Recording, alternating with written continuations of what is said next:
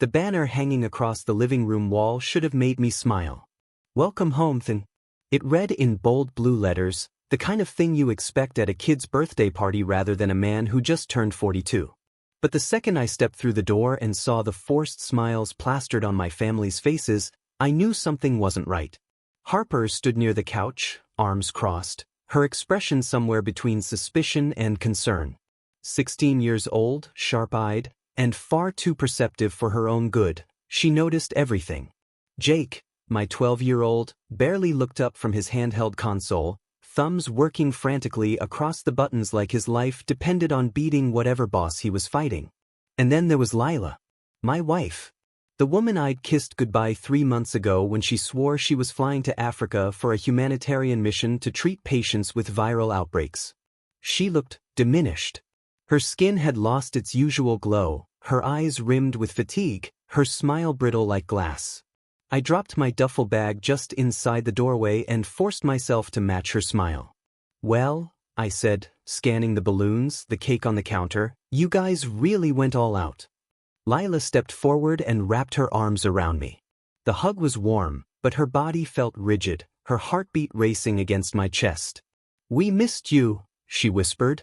Her breath was hot, her tone almost pleading. I missed you too. I kissed her hair, but she pulled away quickly, glancing toward Harper and Jake as if worried they'd seen too much. Dad, you're back. Jake finally tore his eyes from the screen and gave me a brief grin before returning to his game. That stung more than it should have, but I reminded myself, 12-year-olds have their priorities, and video games usually rank higher than fathers. Harper, though, didn't move. She studied her mom like a scientist watching a lab rat about to fail an experiment. Mom, you don't look so good, she said flatly. Are you sick? The silence that followed stretched tight as piano wire. Lila laughed, too quickly, too high-pitched. Just tired, sweetheart. It was a long flight and, she trailed off, pressing her hand to her temple. I reached for her elbow, steadying her. Lila, maybe you should sit down. Before she could answer, her knees buckled. She collapsed against me, her body suddenly limp. The banner overhead swayed as if mocking the scene unfolding beneath it. Mom! Harper's voice cracked with fear. She rushed to my side while Jake froze, his game console slipping from his hands and clattering onto the hardwood. Easy, easy, I muttered, lowering Lila gently onto the couch. Her skin burned beneath my fingers, sweat beading along her forehead. Her eyes fluttered open just long enough to whisper something that sent a chill straight through me. I might have been exposed. Exposed. The word hung in the air like a curse. Harper's hand tightened around my arm. Exposed to what? But Lila's eyes rolled back, and she went limp again. For years, my life had been about managing threats. First in the army, later in cybersecurity, where every day meant identifying vulnerabilities before they destroyed entire systems. But nothing prepared me for the vulnerability of seeing my wife unconscious in our living room, my daughter on the verge of panic, my son too stunned to speak. I barked orders without thinking, my training kicking in. Harper, grab a wet cloth for her forehead. Jake, call 911. Now. They obeyed instantly, which told me they sensed the seriousness too. Within minutes, the paramedics arrived, rushing through the doorway with equipment. I stepped back, heart pounding, as they strapped an oxygen mask over Lila's face and loaded her onto the stretcher. Sir, did she say anything before she collapsed? One of them asked. Yes. She said she might have been exposed. My throat tightened as I added, she just came back from Africa. She's a doctor. An infectious disease specialist. That got their attention. The medics exchanged glances, movements becoming sharper, more deliberate. Gloves were pulled tighter, masks adjusted. Harborview Medical, the lead medic said, we'll run full panels there. I nodded, following them out to the ambulance, Harper and Jake trailing behind me. The ride to the hospital was a blur. I sat in the back seat of my Jeep with Harper pressed against me, her head on my shoulder, silent tears sliding down her cheeks. Jake stared out the window, jaw clenched, the faint reflection of the city lights flickering across his glasses. She's going to be okay, I told them, though I wasn't sure who I was trying to convince. When we arrived, the air swallowed us whole, bright lights, antiseptic air, the constant hum of urgency. Nurses swept Lila away behind glass doors marked isolation. I wasn't allowed to follow. I stood there, fists clenched, watching her disappear from view. For a moment, all I saw was the woman I'd married, the woman who once laughed at my terrible cooking, who left post-it notes on my laptop saying I love you more than caffeine. The woman who promised me she'd be careful, that she'd come back safe. Now she lay on a hospital bed somewhere beyond that glass, and I had no answers. Only questions. What had she been exposed to? Ebola? Marburg? Something even worse? Or, and this thought whispered through my mind like a shadow, was it something else entirely? I didn't know yet, but I was about to find out. Harborview's year has its own weather, cold, fluorescent, a wind that comes from doors slamming and gurneys rushing. They took Lila through glass doors marked isolation while a nurse parked me and the kids in a family room with a view of a muted television looping disaster footage from someone else's worst day. Harper curled into the corner chair like she was bracing for impact. Jake hovered between his game and the door, like he could somehow guard it. A resident appeared with a clipboard and that gentle voice they must teach in med school. Mr. Cole, we're going to run a full infectious workup, CBC, CMP, malaria smear, rapid antigen panels for hemorrhagic viruses. Travel history is key. Where exactly in Africa was your wife? Guinea. Sierra Leone, I said automatically, because that's what she told me. Village clinics. Heat, dust, the sound of tin roofs rattling. I could recite her itinerary because I'd memorized every takeoff time like a talisman. The resident made notes, nodded, and vanished. Waiting is a battlefield with no cover. I watched Harper, who watched me, who watched the door. She'll be okay, I said, and my voice sounded like a recording of reassurance. Jake slipped his hand into mine. We never held hands anymore. I didn't let go. Hours stretched. I walked to the bathroom and washed my face, then stared into the mirror at a man who used to trust his instincts. I knew the checklist. Fever, rigors, travel, exposure. My brain marched down threat trees like I was hardening a network after a breach. Quarantine. PP. Containment. But something else kept knocking. A memory of Lila's perfume, the way it changed, sharper, almost citrus, when she came home. A new bottle on the dresser I hadn't seen before. A laugh over speakerphone clipped off when I entered our room. I shoved the thoughts away and splashed more water on my face like I could drown them. They moved the kids to a different room when an ambulance rolled up with hazmat-suited paramedics. It was precaution, they said. I signed consent forms for tests I could recite. HIV, hepatitis panels, thick and thin smears, knots for everything that hides. The nurse looked at me with that mixture of pity and professionalism, and I hated that I could read it. When they finally let me see Lila, she was behind glass. And 4 in one arm, nasal cannula fogging faintly as she exhaled. Her eyes opened when I stepped up to the intercom.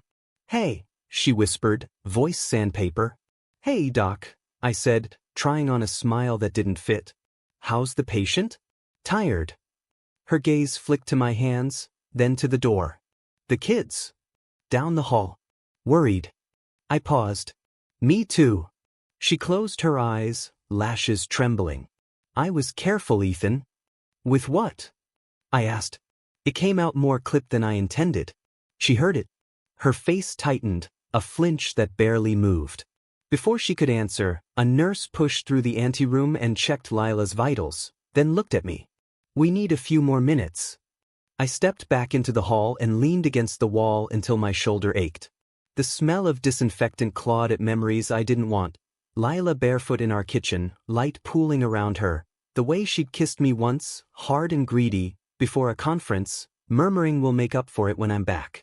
Heat flushed through me at the thought, and then cold. Sex had become scheduled, then theoretical, then gone. A whole map of us redrawn without touch. I told myself that's what happens when you chase different fires. Hers literal, mine digital. Still, the residue of wanting her lived under my skin, electric and humiliating. Dr. Marcus Hale found me near the vending machines, hands in the pockets of his white coat like he was hiding news. Hale is Harborview's chief of staff, a man who speaks in controlled releases. We'd worked shoulder to shoulder on incident drills, mass casualty, cyber attack, generator failure at 2 a.m. He knew my first name, I knew his tells. Tonight his mouth was a straight line. "Ethan," he said, guiding me to a side office. Harper and Jake looked up as we passed. I lifted a hand, 1 minute, and kept moving. The office door closed with a soft click. Hale didn't sit. "Tell me," I said. "We've ruled out several things." He named them like lifelines: negative filovirus antigen, negative malaria smear, normal platelets. My lungs loosened by a millimeter. "So not Ebola. Not Marburg." "No," he inhaled. "We did broad NAT screening. 2 results came back positive." He held my gaze, steady, like the deck of a ship. "Neisseria gonorrhoeae. Chlamydia trachomatis." For a second the words didn't parse. They were just syllables in a sterile room. Then meaning detonated. Heat rose to my face, then drained so fast my vision pixelated. I heard a rasp and realized it was my own breath. Hale kept talking in that even tone. "We'll treat both. Ceftriaxone. Doxycycline. We'll repeat testing for confirmation and screen for co-infections. We'll also need to do contact tracing and..." "Contact tracing," I repeated, and the phrase felt obscene. I saw my daughter's folded arms, my son's slack mouth over a paused game, and my wife behind glass saying I was careful. Careful with what? The floor tugged at me like gravity had doubled. Hale's voice softened. "I'm sorry. I know this is unexpected." Unexpected? The word landed like a joke told at a funeral. I thought about all the justifications I'd filed away for months. Fatigue, mission prep, jet lag, stress. The way she turned her head when I kissed her. The new lingerie box, unopened, tucked deep in the closet like a dare she never took. The truth was not exotic or noble. It was banal. It came with prescription codes and clinic pamphlets. I forced my jaw to unclench. "You're sure? The assays are reliable. We'll confirm, but yes." He hesitated, then added, "We'll need to test you too." Shame burned through me, furious and undeserved. "Fine. Do it." He nodded. "We'll also counsel on." "Save the script," I said, and heard the rudeness after it left my mouth. I closed my eyes, reeled it back. "Sorry. Not your fault." Hale let the apology stand between us like a folded flag. "We'll start treatment now. You can see her again in a few minutes." He left me there with the hum of the air vent and the ticking of a cheap wall clock. I pressed my thumb into the ridge of my molar until pain brought me back into my body. Then I walked to the family room. Harper stood the second I entered, searching my face with the precision of a lie detector. Jake didn't move, but his eyes had that glassy shine that means he's listening to every word. "She's not contagious the way we thought," I said. "No Ebola. No Marburg." I watched relief loosen Harper's shoulders, watched Jake's mouth twitch into something like a smile. I felt monstrous for what I had to hold back.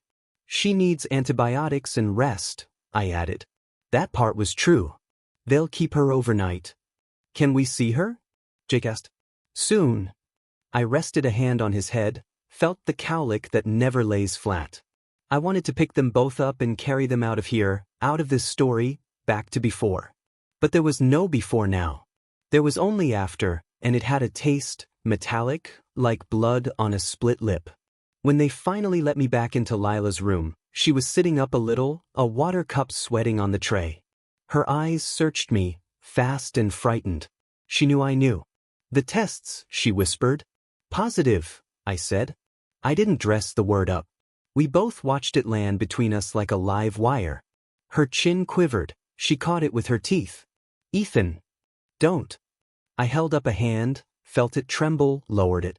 I walked to the foot of the bed and gripped the rail until my knuckles blanched. "They're giving you ceftriaxone and doxy.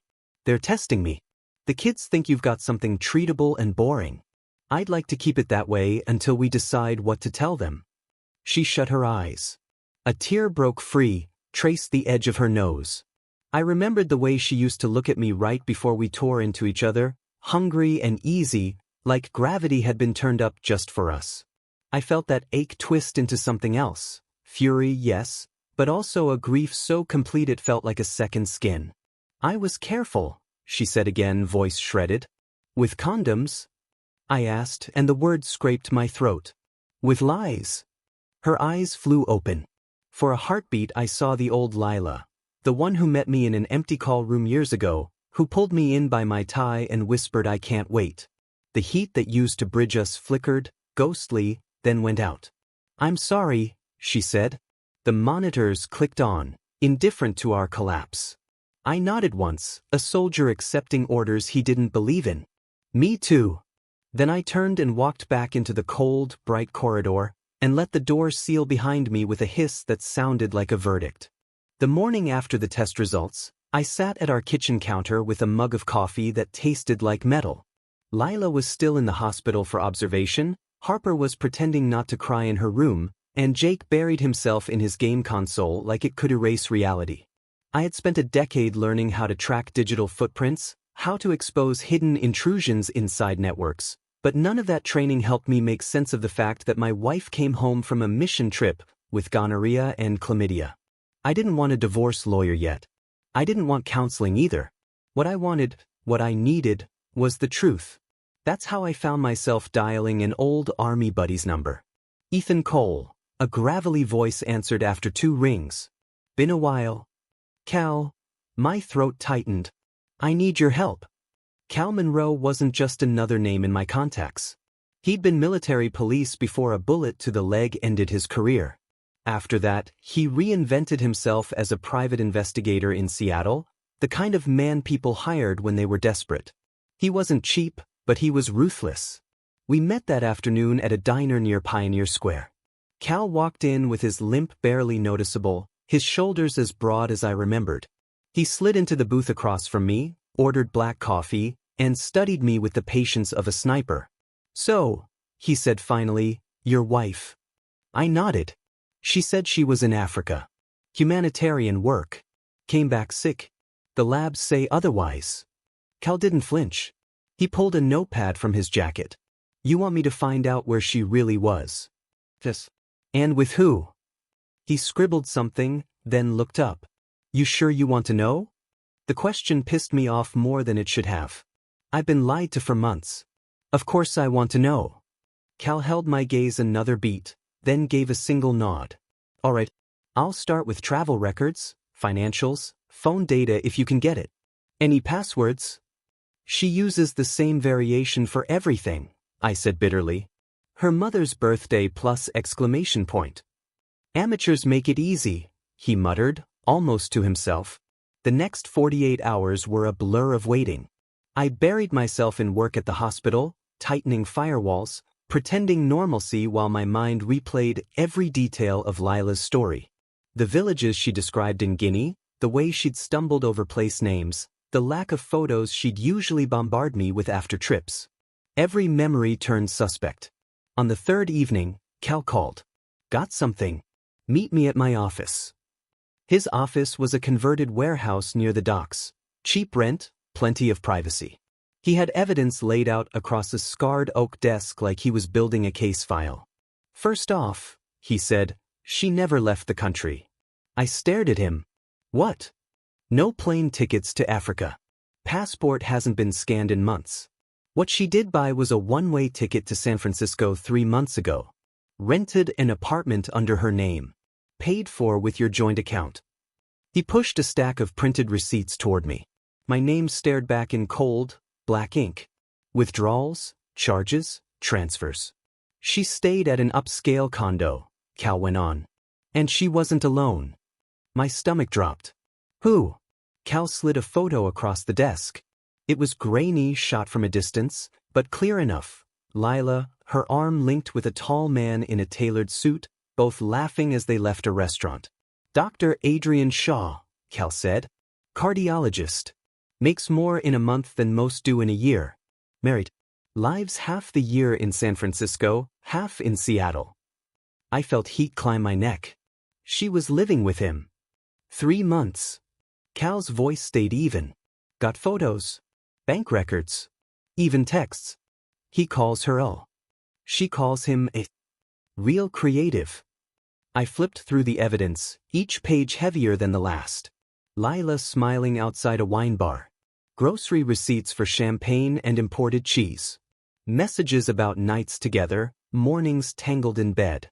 I clenched my fists until the paper crumpled. She lied about everything, I said hoarsely. Cal leaned back, his chair creaking. I've seen worse. But yeah, this is bad. I swallowed hard. My brain kept trying to overlay this version of Lila, the laughing, carefree woman in San Francisco, over the wife who sat at our dinner table telling stories about Guinea. It didn't fit. And yet it did. Cal tapped the folder. This is enough to end things legally if you want. But something tells me you're not done. He was right. Rage surged hot in my veins, but beneath it was something colder, sharper. I didn't just want to confront her. I wanted to understand why. I wanted the full map of betrayal. Keep digging, I said. Cal nodded once. Consider it done. That night I drove home in silence, the city lights smearing through the windshield. Harper and Jake were already asleep when I walked in. Lila was still at Harborview, recovering. I stood in the kitchen, staring at the family photos pinned to the fridge. Her smile in those pictures felt like a weapon now.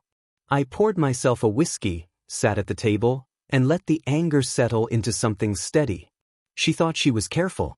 She thought I'd never know. But now the hunt had started, and I wasn't stopping until I had every answer. Because betrayal doesn't just wound. It clarifies. And I was finally seeing my wife for who she really was. Cal called me 4 days later, his voice carrying that gravelly weight that told me he'd found something ugly. Ethan, you need to come in. When I arrived at his warehouse office, he already had a corkboard covered in photos, receipts, and notes strung together with red thread. It looked less like an affair and more like a conspiracy. This isn't just a fling, he said, gesturing at the chaos. Your wife's been part of something bigger. Something organized. I frowned, my gut tightening. What are you talking about? Cal pulled down a printout of an email chain. There's a group, calls itself the Nexus Circle. On the surface, it looks like a series of professional retreats for physicians. Leadership development, networking, continuing medical education credits. Sounds harmless, right? Yeah, I muttered. Hospitals eat that stuff up. Except, Cal continued, none of the workshops are real. I traced the payments. Your wife wired 10 grand, your savings, into an LLC registered to a psychiatrist named Dr. Serena Vale. On paper, it's a consulting firm. In reality, it's a front. I scanned the documents. A front for what? He met my eyes, dead serious. Sex parties. Elite ones. Doctors, specialists, surgeons. They gather at rented mansions under the guise of retreats. People pay thousands not just for sex but for leverage. Connections. Secrets. My pulse hammered in my ears. You're telling me my wife, Lila, paid 10 grand to screw around at some orgy club? Cal didn't blink. That, and to make sure no one outside the circle talks. Vale runs it like a syndicate. Members who step out of line find themselves professionally ruined. Malpractice suits, bad press, anonymous complaints to licensing boards. Extortion disguised as ethics enforcement. I sat heavily in the chair across from him. The air felt thinner, harder to breathe. Jesus Christ. Cal dropped a manila folder in front of me. Inside were photos of Lila at one of these so-called retreats. A rented estate in Marin County, overlooking the bay. She was in a cocktail dress, laughing beside a man I recognized instantly, Adrian Shaw. Other doctors surrounded them, champagne glasses in hand, eyes glazed with indulgence. Another photo showed her in a silk robe, hair loose around her shoulders, slipping into a room with Adrian. My stomach twisted, bile threatening at the back of my throat. She lied about Africa, I whispered. She lied about everything. Cal nodded. And she wasn't just cheating for thrills. She was investing. Buying access. That 10 grand? It wasn't just fees. It was protection money. Insurance that Vale wouldn't leak compromising photos or recordings. I gripped the folder until the edges bit into my palms. All those nights I lay awake missing her, imagining her exhausted but noble, treating patients in remote villages. She was in San Francisco, paying for sex games with a married cardiologist and a cabal of doctors who thought their white coats made them untouchable. Cal watched me carefully. "Ethan, I need you to think about next steps. You could take this to an attorney, file for divorce, call it a day. Or," he hesitated, then added, "you could fight back." The anger that had been simmering since the test results now boiled into something sharper, almost electric. "Fight back how?" "We gather evidence," Cal said. "Not just of her, but the circle itself.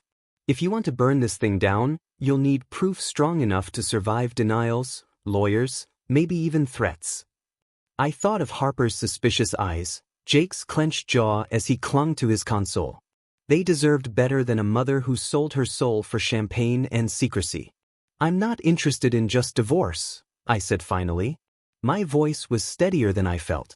"I want the truth exposed. All of it." Cal leaned back, a ghost of a smile tugging at the corner of his mouth. "Then you're going to like what I found next." He pulled a thumb drive from his pocket and slid it across the desk. "Encrypted chats. Vale runs a private server. I got in through one of Shaw's burner accounts. The messages are explicit. Logistics for parties, payments, who's attending, even recordings Vale uses as leverage." I closed my hand around the drive.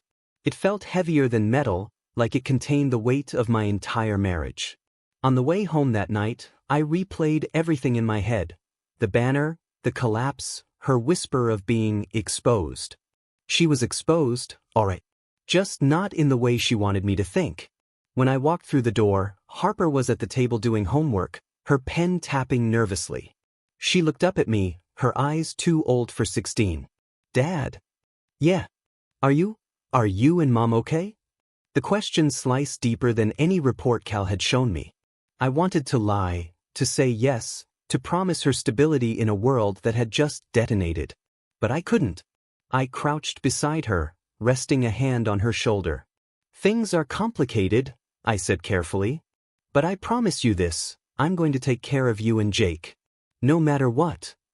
She nodded slowly, searching my face like she was trying to read code.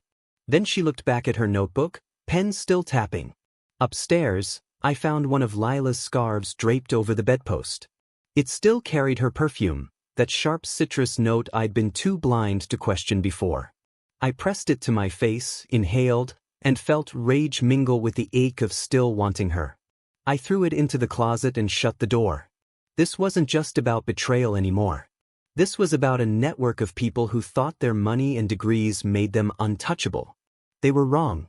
Because they'd forgotten the one thing that mattered. I'd spent my life hunting threats. And now I'd found the biggest one yet. The thing about betrayal is it breeds silence. Lila came home 2 days after her observation stay, moving around the house like a ghost. She smiled when the kids were near, cooked lasagna like nothing had changed, even asked me about my work. But her eyes avoided mine, and her touch, when it came at all, felt rehearsed. I played along. Nodded. Tucked Jake into bed, asked Harper about her AP bio test. At night, I lay awake listening to Lila's steady breathing, wondering how many lies could fit into the space between us. Cal's investigation was a steady drip of gasoline on an open flame. He sent me more files, payments to Vale's LLC under different physician names, encrypted invites to retreats scheduled at luxury resorts. Photos of Lila in shimmering dresses, glasses raised beside Adrian Shaw. I studied them like battle maps. One name stood out over and over, Claire Shaw. Adrian's wife. The woman Lila's replacement in San Francisco. At first, I dismissed it. What could I possibly say to her? "Hey, your husband's been screwing my wife at high-priced sex parties while draining our savings?" But the more I thought about it, the more I realized Claire might be the only person who understood the scale of this. So I sent her an email. Short, clinical. "Mrs. Shaw, my name is Ethan Cole. I believe our spouses have been involved with one another. I'd like to talk." Discreetly. I expected silence. Instead, she replied within an hour. "I've been waiting for this email. Name the time and place." We met at a quiet coffee shop in Capitol Hill, the kind where no one looks up from their laptops. Claire arrived before me, a tall brunette in a gray trench coat, her face composed but her eyes edged with exhaustion. "You're Ethan," she said, extending a hand. Her grip was firm, like she wanted to prove she wasn't breaking. "And you're Claire." I gestured to the seat across from me. We didn't waste time. Within minutes, the table between us was covered in evidence. My folder from Cal, her neatly organized binder. "You've been digging too," I said, scanning her documents. Hotel bills, statements, photos of Adrian at the same Marin estate where I'd seen Lila. Claire gave a humorless laugh. "Digging is putting it lightly. Adrian left a trail a mile wide. At first I thought it was just another affair. He's had dalliances before. But this," she tapped a page showing a wire transfer to Vale's company. "This is different." I nodded. "It's organized. Protected. Extorted." She studied me for a moment. "You're not just here to compare notes. You want to do something." "I don't just want a divorce," I admitted. "I want them exposed. The circle. All of it." For the first time, her expression softened, like she'd found someone who spoke the same language. "Because I've been collecting more than receipts." She slid her phone across the table. On the screen were screenshots of messages, Vale to Adrian, threatening to release recordings unless membership dues were paid. Adrian's replies were desperate, promising money, swearing loyalty. My chest tightened. So Vale's blackmailing them. Claire nodded. "And it's not just Adrian. There are at least a dozen other doctors in these threads. Some have paid upwards of 40 grand to keep their reputations intact." I leaned back, exhaling slowly. "Jesus." "Exactly," Claire said. "But here's the thing, Vale can't keep it quiet forever. The more people involved, the more cracks appear. All it takes is the right push." I studied her, searching for hesitation. Instead, I saw resolve, sharp and cold. "Why help me?" Her gaze didn't waver. "Because I'm done being humiliated. Adrian lied to me for years, used me as cover while he played king at Vale's little palace. I could burn him alone. But if we burn them all? That's justice." Something in me clicked. For the first time since this nightmare began, I felt less alone. "Then we work together," I said. She extended her hand across the table. I took it. Our pact was silent but absolute. Driving home, the weight in my chest felt different. Not lighter. Nothing could make this lighter, but sharper, more focused. I had an ally now.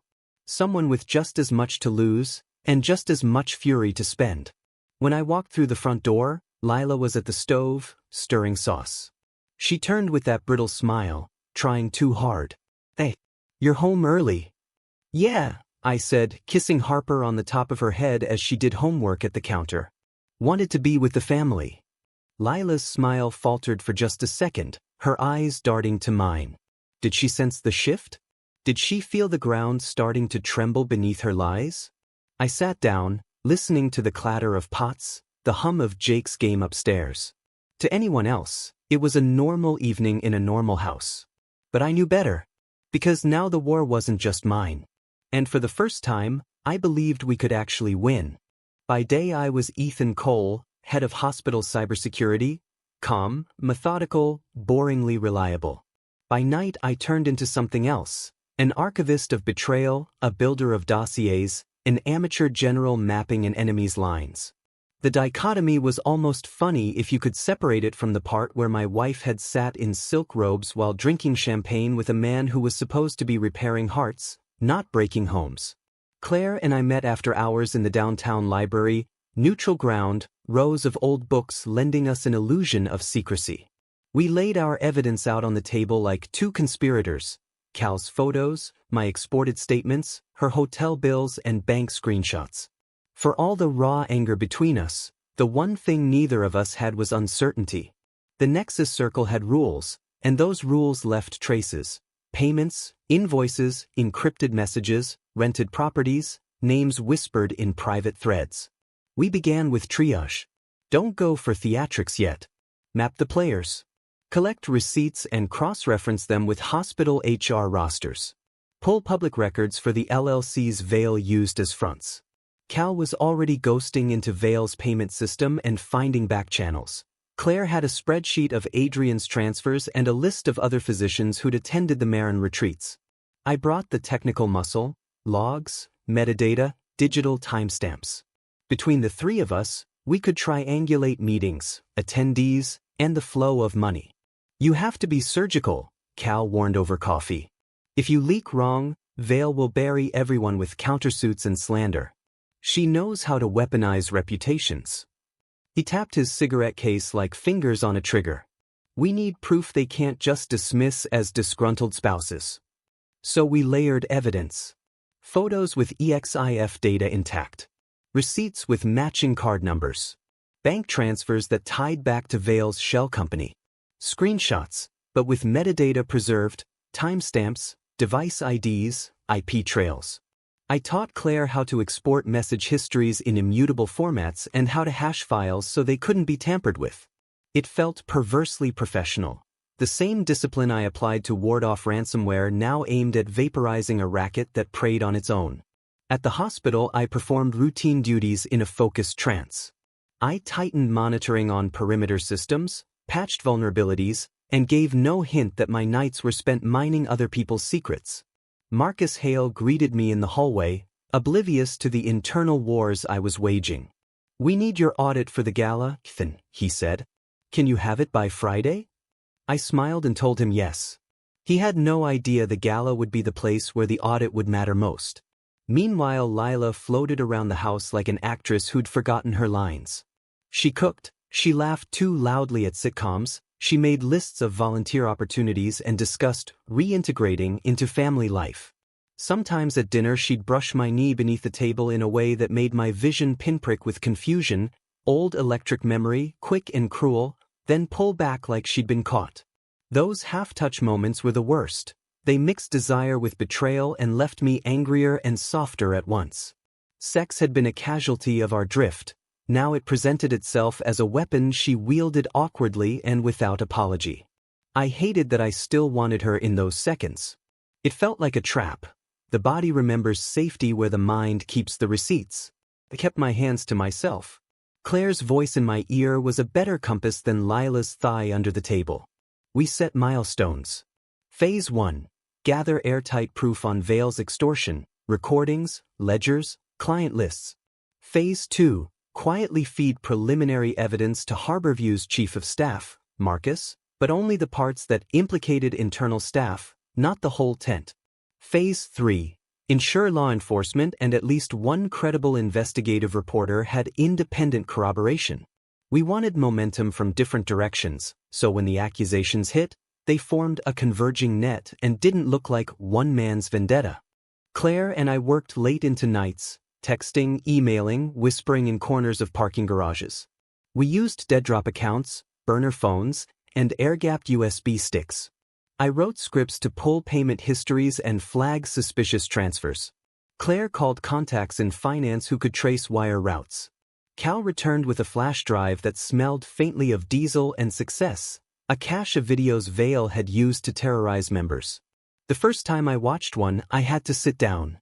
There was Lila in a dim room, laughing, not ashamed, not yet. The footage was damning because it was banal, no exotic plot twist, just people in a house, doing things that would be catastrophic if tied to their professional reputations. We built narratives around the evidence. Not salacious gossip. Not revenge porn. Legal, factual timelines. Who paid what, when, who attended, where the money flowed afterward. I insisted on restraint. "We don't publish feelings," I told Claire. "We publish documents." She nodded, furious and meticulous, the perfect ally. At the same time, we planted seeds inside Harborview. I briefed Marcus with carefully curated pages showing payments and a short list of likely participants. I painted it as a liability issue for the hospital, ethical breaches, potential malpractice suits, and a larger extortion scheme that could bring the institution down. Marcus swallowed the bait. We didn't want him to act too soon, just enough to let rumor and investigation infect the right channels. One night, after a planning session, Claire and I drove to the docks and sat in her car staring at the black water. In the dim glow of the dash, her profile looked weary and fierce. "When this is over," she said quietly, "I don't know how to be married to him again." I understood that too well.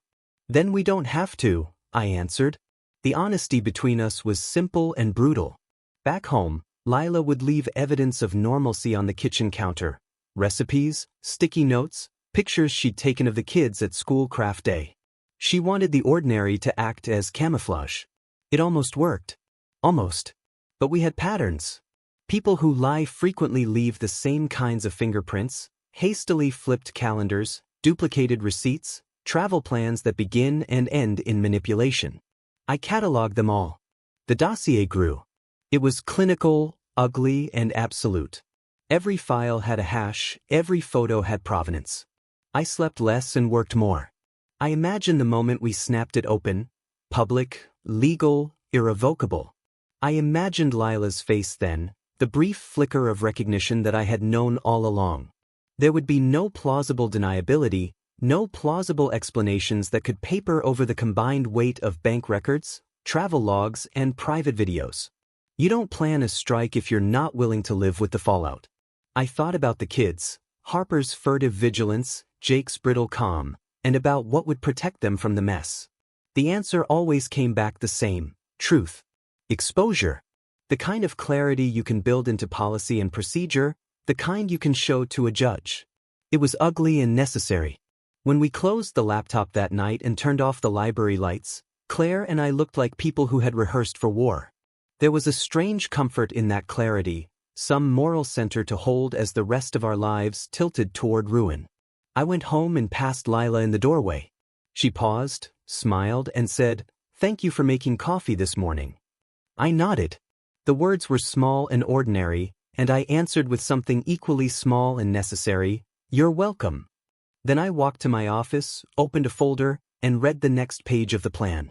The strike would be surgical. There's a sound that comes right before final panic sets in. We'd make sure no one walked away untouched. The soft click of a phone screen, the almost imperceptible rustle of an envelope, a server log updating with the death rattle of a session.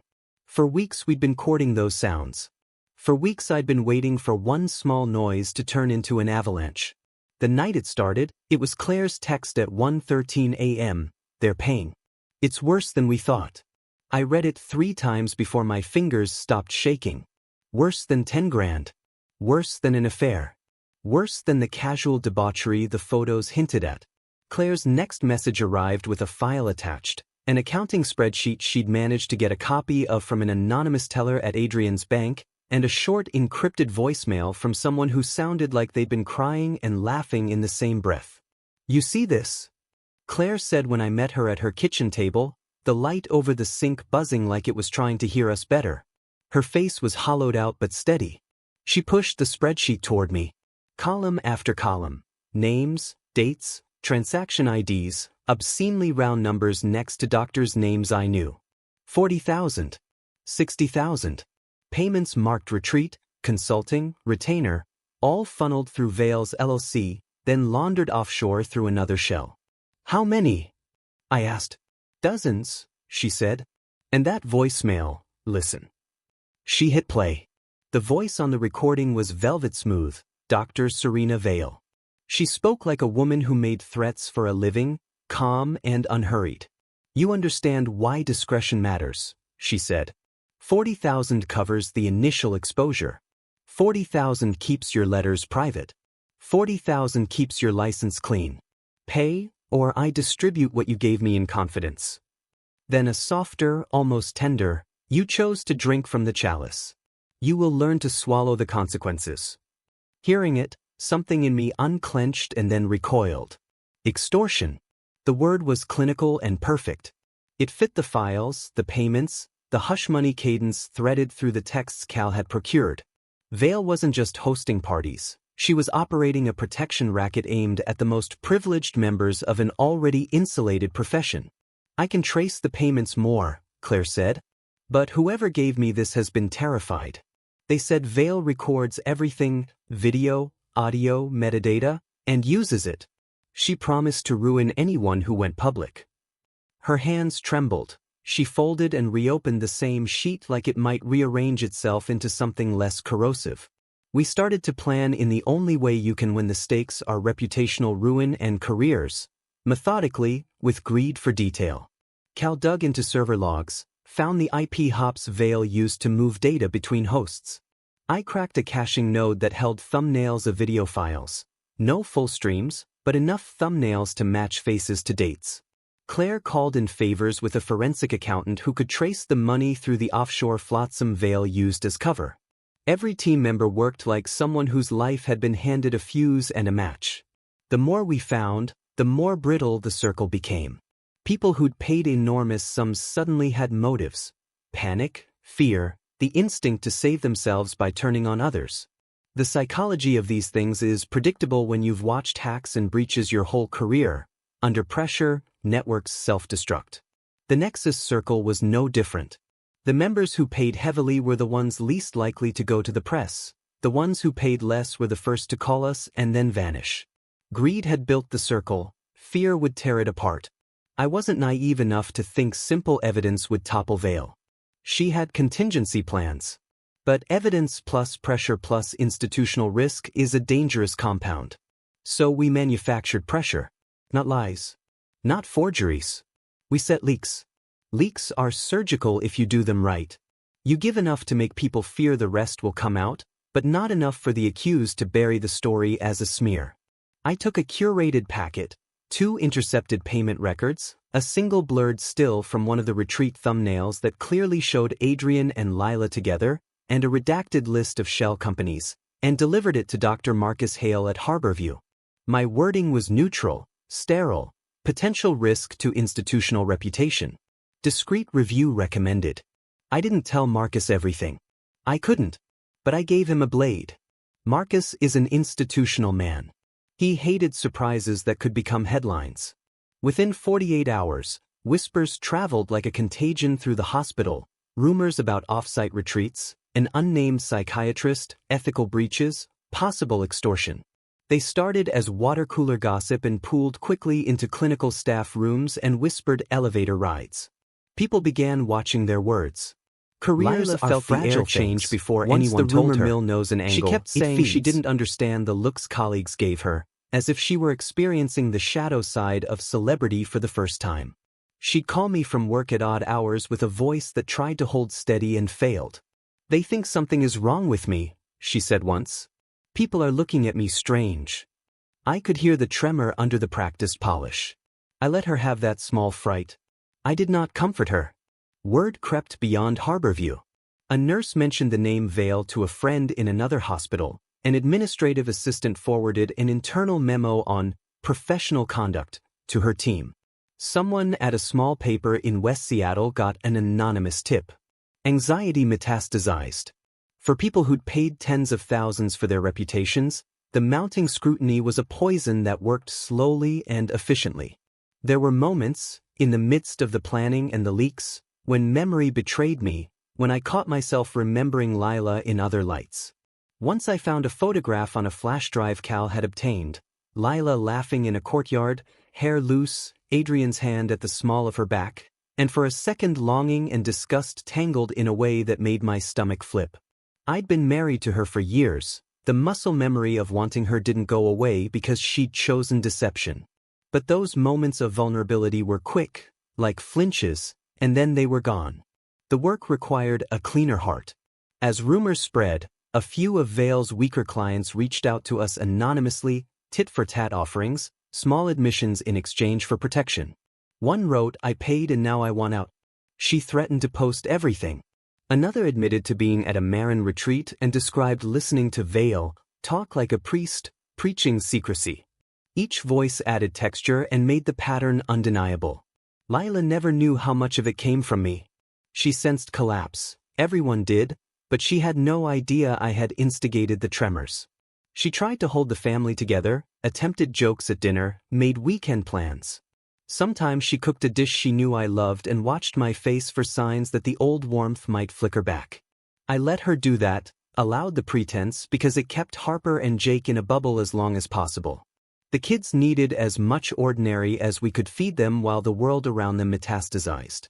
By the time the hospital's legal team asked for a private meeting with Marcus, we had arranged the first dominoes. Vale had been sloppy in her security theater, her arrogance multiplied small errors into large vulnerabilities. The recordings were not yet public, but the ledger of payments, the trail of accounts, the voicemail, those were enough to start a cascade. I sat in the dark of our garage one night and watched the dashboard clock blink 2:01 a.m. The house was quiet except for distant city sounds and the faint hum of a neighbor's refrigerator. I thought of Claire, of Cal, of the people whose lives would be ruined when the rest of the files came home to roost. I thought of Lila, sleeping in the room above, and how she'd pressed her forehead to mine once and whispered, "I was careful." Some crimes are small and personal, some are institutional and monstrous. The Nexus Circle had been both. We had started the machinery that would pry it open. The crack in the circle had begun not with a shout but with a leak, and now, watching the world wake to that quiet noise, I realized something hard and true. The people who build empires on secrecy will always, inevitably, be undone by someone who remembers how to make sound. The night of the Harborview Charity Gala felt like stepping into enemy territory dressed in a tux. I could almost hear the hum of whispered deals and rehearsed laughter bouncing off the glass walls of the ballroom. Lila was radiant on my arm, wearing a deep sapphire gown that shimmered under the chandeliers. She looked every bit the devoted doctor's wife, poised, polished, untouchable. If you didn't know the truth, you'd think we were the golden couple of the hospital. But I knew better. Every step she took beside me felt like a knife sliding between my ribs. Claire Shaw was already there when we arrived. Her dress was crimson, bold and defiant, and she gave me the smallest nod from across the room. We hadn't spoken much over the past week, but we didn't need to. We both knew exactly what was about to happen. Dr. Marcus Hale, Harborview's chief of staff, opened the night with his usual charm, rattling off achievements and pledges, the standard fare for wealthy donors. Lila clapped dutifully, her hand brushing mine as though we were still a team. The hypocrisy burned. Then Hale cleared his throat, his expression tightening just enough for me to notice. "As our hospital grows," he said, "so must our commitment to ethics. Recent reports have raised questions, and I want to assure all of you that Harborview will conduct thorough reviews of professional conduct moving forward." A ripple passed through the crowd. Lila stiffened beside me, her fingers curling against her champagne glass. She didn't know I'd already been feeding Hale fragments of what I had. She didn't know the real detonation was still to come. When Hale stepped down, I rose. My heart hammered in my chest, but the soldier in me was calm. I wasn't here to improvise. I was here to end this. "Ladies and gentlemen," I said into the microphone, my voice steady, "I'd like to add to Dr. Hale's remarks. Because what we're talking about tonight isn't just a few rumors. It's a disease, one infecting the very core of this hospital." The room hushed. Lila's face drained of color. I pulled out the dossier I'd built with Claire, receipts, screenshots, the trail Cal Monroe had uncovered. My hands didn't shake. There exists within this hospital's ranks a secretive group called the Nexus Circle. Founded by Dr. Serena Vale. Marketed as professional retreats. In reality, sex parties, blackmail, extortion, guess, murmurs. Phones lifted to record. I didn't stop. I named names. Adrian Shaw. Senior physicians whose reputations were untouchable until tonight. I laid out the money trail, the recordings, the extortion fees. Chaos erupted. Some tried to shout me down, but the evidence spoke louder than their outrage. Claire stood, voice ringing like a bell as she confirmed every word, waving her own records for the cameras. That's when Adrian charged.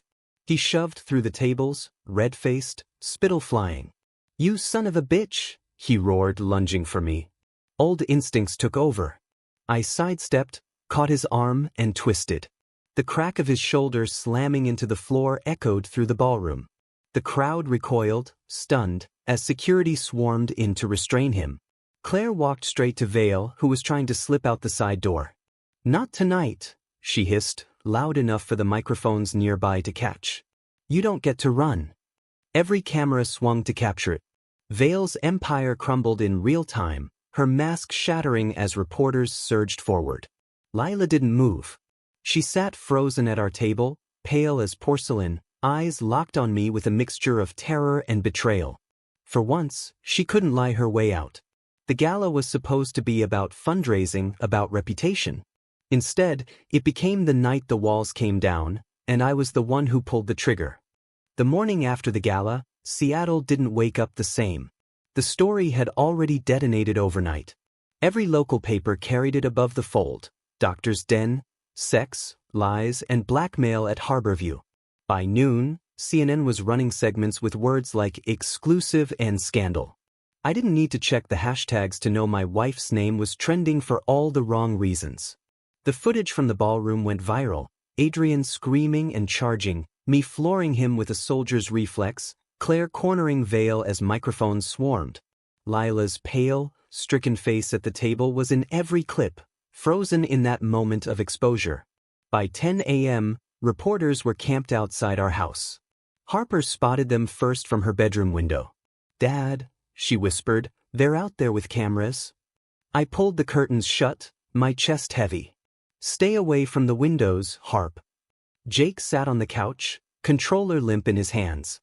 His game was paused, his face tight. "Why are they here? What's going on with Mom?" It was the moment I'd been dreading, the one I'd rehearsed in my head 100 times but still didn't feel ready for. I sat them both down at the table, the same table where Lila used to plan birthday parties and holiday dinners. "Your mom has been keeping secrets," I said slowly. "She lied about where she was the past few months. She told me she was in Africa on a mission trip, but she wasn't. She was somewhere else. With someone else." Harper's jaw set hard, her eyes glassy but unflinching. "I knew it," she whispered. Jake shook his head, his voice breaking. "No. She wouldn't do that. Not Mom." "She did," I said softly. "And now it's public. People are going to say things. Some of them true, some of them cruel. What matters is this: none of it is your fault. None of it changes how much I love you. Or that I'll keep you safe." Jake pushed back from the table and bolted upstairs, the slam of his door echoing like a gunshot. Harper stayed, her hands clenched into fists. "So it's over? You and Mom?" I nodded. "Yeah. It's over." She blinked rapidly, but no tears fell. "Good," she said, her voice sharp as broken glass. "I don't want to live with someone who lies." For a moment I saw myself in her, the same simmering anger, the same instinct to protect through hardness. I reached across the table and covered her hand with mine. She didn't pull away. By the end of the week, Harborview's board suspended Lila pending a formal ethics review. Adrian Shaw was fired outright, his medical license under emergency investigation. Vale was arrested on charges of extortion, racketeering, and conspiracy. Watching her in handcuffs on the evening news was almost surreal, the psychiatrist who had promised to help people's minds revealed as a predator who preyed on reputations. Lila came home once during that week, escorted by her lawyer to collect clothes and documents. She barely looked at me. When she passed Harper's room, the door was locked. Jake refused to come out of his. She whispered their names like prayers but got only silence in return. "You didn't have to destroy me like this," she said quietly as she folded a sweater into her suitcase. I stared at her. "You did that yourself." Her eyes shimmered, but she didn't cry. She zipped the suitcase, straightened her shoulders, and walked out. The divorce proceedings started within days. My lawyer was blunt. The evidence of infidelity, the misuse of savings, the reputational damage, all of it favored me. Claire's testimony added weight. The kids, when asked by the mediator, chose to live with me. That broke something in Lila. I saw it in the courtroom when Harper spoke firmly, when Jake, through tears, said, "I just want to stay with Dad." The headlines kept coming. Every day, another detail. Doctors who'd paid Vale's hush money. Emails leaked. Whispers of malpractice reviews. Hospitals across the state scrambling to distance themselves. It was no longer just my private hell. It was a civic scandal. One night, I stood in the kitchen staring at the refrigerator. The family photos were still pinned there. Birthdays, vacations, Lila's smile in a dozen different poses. I pulled them down one by one, set them in a box, and slid it into the garage. The space felt emptier but cleaner, like finally tearing down drywall to see the studs underneath. Harper started walking taller. She studied harder, asked about scholarships, started sketching college plans. Jake was slower to recover, nights curled under blankets, his console abandoned on the floor, but even he began to find footing, joining a robotics club at school. I clung to those small victories, the proof that life, even scorched, still grows back. As for me, I felt the weight of revenge and relief at once. I'd wanted the truth to come out, and it had. But there was no triumph in watching Lila unravel. Only the grim satisfaction that the kids finally knew the truth, that the mask was gone. The house was quieter. Quieter than it should have been. Sometimes I'd walk past Lila's empty side of the bed and feel a flash of memory, her laugh, her warmth, the way she used to curl into me on cold nights. Then the image of her slipping into a rented bedroom with Adrian would return, and the ache would harden into stone. Betrayal doesn't just end love. It redefines it. And in the ruins of what was once my marriage, I realized the rain came like a brutal gift, and when it finally broke, the city gleamed as if it had decided to start over with me. The divorce decree arrived on a Tuesday, a PDF that landed in my inbox with the anticlimax of any bureaucratic ending. Years of a marriage reduced to numbered clauses and signatures. I read it at my desk, then closed my laptop and sat there for a long time, palms flat, breathing like I had after long rucks in the army. Inhale, inventory, release. The decree gave me the house.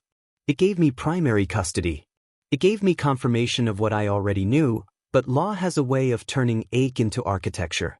Harper and Jake were at school when I walked the perimeter room by room, touching door frames like a baker testing cooling loaves. In the living room, I found one of Lila's scarves in a box I thought I'd already moved to the garage. That citrus-laced perfume rose up like a ghost, and for a second my body betrayed me, the old pull, heat striking like a match. I put the scarf in a Ziploc and slid it into the bin marked evidence/not evidence. Then I took the bin to the shed. In the weeks that followed, life rearranged itself with stubborn practicality. We built routines and guarded them. Harper posted a calendar above the kitchen desk that made our house look like mission command, SAT dates, scholarship deadlines, driving practice. She started speaking to me in plans. University of Washington if I stay in state. Colorado or Michigan if the money's good. I want out of here, Dad, but not out of us. Jake, at 12, discovered the bliss he could make with a soldering iron and a bag of sensors. Robotics Club gave him a language without subtext, gears, torque, code. When he won the regional with a jittery little rover that could climb a plywood incline like a spider, I yelled so loudly in that gym a teacher asked me to take it down a notch. I apologized, didn't mean it, bought everyone DQ. Work steadied me. Cybersecurity is merciless and consoling in equal measure. Problems either exist or they don't, and when they do, you hunt them. Harborview was still hemorrhaging reputation after the scandal, but damage control had matured into process. Dr. Marcus Hale moved through the aftermath like a man forced to learn grief's grammar. Slower, clearer, no flourishes. Vale took a plea deal. 2 decades, give or take, for racketeering and extortion. Adrian lost his license. The board statement read like a guillotine's whisper. Lila's hearing made the papers. Gross ethical misconduct, pattern of deception, sanctions recommended. The words sounded hygienic and kinds of final. The state suspended her indefinitely, one line hinted at permanent revocation. It should have tasted like victory. It tasted like ash. Claire and I met once a week at a coffee shop that smelled like cinnamon and printer ink. We didn't talk about revenge anymore. We talked logistics, insurance adjusters, depositions, how to rebuild after you've dynamited the bridge you stood on. Sometimes our conversations curled into silence and something else took the seat between us, a low current that knew our names. Once, after a late meeting, we walked to the parking lot in that blue, wet hush Seattle gets at night. She touched my arm to say goodnight, my skin lit like copper wire. Nothing happened. Not because we didn't want it to, but because sometimes restraint is the only clean thing you have left. I drove home with my hands at 10 and 2 the whole way. Lila asked to see me. Her lawyer sent the email. Dr. Cole requests a private conversation, neutral location. 1 hour. I chose a community center conference room with cheap carpet and a humming fluorescent light. She arrived wrapped in a black coat that failed to make her smaller. For a moment, the old reflex kicked in. My eyes found the slope of her neck, the line of her mouth, inventorying the places where desire used to live. I hated that my body remembered every geography of her. I sat on my hands. I never meant for it to go so far, she said. No greeting, just the plea. You didn't trip and fall for 3 months, I answered. She winced. I was drowning. Thought if I don't know. I wanted to feel. She broke off, then forced it out. Wanted. Alive. The work hollowed me out, Ethan. Then Serena said the nexus was about reclaiming yourself, about power and play, and I mistook rot for fruit. You bought the lie. Then you became the liar. She flinched harder at liar than any other word. There was a time I would have softened. That time had died in a ballroom under chandeliers. She took a breath, folded her hands like a penitent. I lost my license. I lost my job.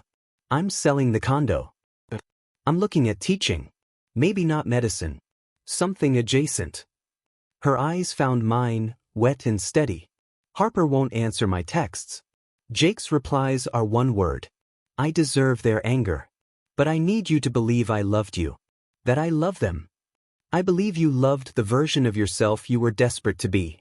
And I believe you love them the way a person can love and still do damage. I stood, the chair legs screeching. You don't get absolution from me. You get boundaries. Earn your way back to them, one honest act at a time. Or don't. But the kids aren't your audience for redemption. She nodded, a slow surrender. Can I hug you? She asked, ridiculous, indecent, human. No, I said. I walked her to the door and held it open. She left with her coat clutched at her throat like the air itself had teeth. At home, I kept finding fragments, evidence of the life we'd had that refused to leave just because the court said it must. The kitchen faucet dripped the same staccato beat it had when we were too tired for sex and too lonely for sleep. The couch still had a dip from her favored corner. I replaced the faucet. I rotated the cushions. Small acts of reprogramming. You rewrite a house the way you rewrite code. Commit, test, iterate. One Friday in late May, Harper came down the stairs in a UW hoodie, hair up, a scholarship email still open on her phone. Full ride, she said, eyes bright, voice careful. If I keep my GPA and mentor freshmen. I pulled her into a hug so hard she squeaked. Deal, I said into her hair. We celebrated with greasy burgers, the kind of ritual joy that leaves salt on your fingers and a strange, clean ache in your chest. On the way home, she asked, do you ever think about dating again? The question hung between the two of us like a test of the emergency broadcast system. Sometimes, I admitted, but I think about showing up for you and Jake more. She nodded, satisfied. She didn't need details. She needed priority. June came. The light lasted too long into evening and we let it. Jake set up a 3D printer on the dining table against my better judgment, and our house began to fill with small, earnest objects, brackets, gears, a little bust of the Space Needle with a flaw in its spire we teased like a family joke. On warm nights, we ate on the back steps. Harper told me about a bioethics essay that made her furious. Jake explained PID controllers with the zeal of a preacher. I listened like it was oxygen. Every so often, I'd pass a mirror and see a man I almost recognized. Less tightened around the eyes. Shoulders unhooked. Not whole, not yet, but occupying himself with care instead of vigilance. Revenge had been a blade I knew how to wield. What I learned, in the quiet after, was maintenance. Making beds. Sharpening knives because cooking is easier when the blade respects the tomato. Running toward the sound of laughter instead of the sound of threat. I saw Claire at the grocery store one Saturday, both of us buying unnecessary fruit. We smiled like conspirators who'd retired. How are your kids? She asked. Growing, I said. How are you? Same. She held my gaze, didn't fill the silence with false ease. If you ever want to, I don't know, see a movie that isn't about robots or admissions essays. Someday, I said. Not coy. She nodded, like people do when patience is a form of intimacy. That night I locked up and stood in the hallway outside the kids' doors, listening to the soft domesticated sounds of sleep and fans and a house that had decided not to fall down after all. Moving forward wasn't a parade. It was a practice, boring, decent, tender. It was turning off a light that didn't need to be on. It was making sure the router firmware was up to date and the car had gas and there were clean towels for Saturday morning. It was choosing again and again to build what lasts after the explosion. I went to bed with the window cracked, the smell of wet cedar sneaking in like a promise. When the wind curled the curtain across my chest, it felt like a hand without a history. I slept,